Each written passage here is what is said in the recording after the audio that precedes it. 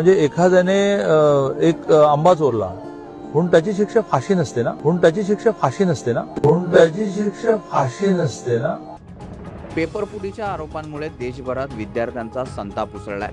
निष्पक्ष चौकशी आणि केंद्रीय शिक्षण मंत्र्यांच्या राजीनाम्याच्या मागणीसाठी विद्यार्थी रस्त्यावर उतरले आहेत. या आंदोलनादरम्यान झालेल्या अमानुष मारहाणीनंतर वातावरण तापलेलं असतानाच राज्याचे उच्च व तंत्रशिक्षण मंत्री चंद्रकांत पाटील यांच्या एका वक्तव्याने नव्या वादाला तोंड फुटले आहे. पेपरफुटीच्या आरोपांमुळे लाखो विद्यार्थ्यांच्या भविष्यावर प्रश्नचिन्ह निर्माण झाल्याचा आरोप आंदोलक करत आहेत.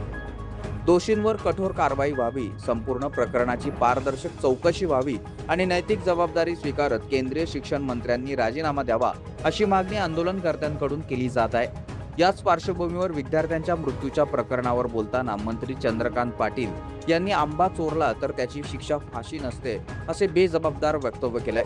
एखादा पेपर फुटल्यानंतर म्हणजे एखाद्याने एक आंबा चोरला म्हणून त्याची शिक्षा फाशी नसते ना.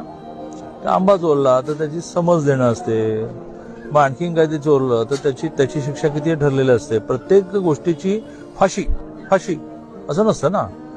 या विधानावर महाराष्ट्र नवनिर्माण सेनेने तीव्र आक्षेप घेतलाय. पेपर फुटीमुळे विद्यार्थ्यांचं भविष्य उद्ध्वस्त झालं, 20 विद्यार्थ्यांचे जीव गेले आणि सरकारकडून अशी तुलना केली जाते. हा संवेदनशीलतेचा अभाव नाही का, असा सवाल मनसेकडून उपस्थित करण्यात आलाय. गंभीर प्रश्नांची उत्तरं देण्याऐवजी सरकारकडून वादग्रस्त वक्तव्य केली जात आहे.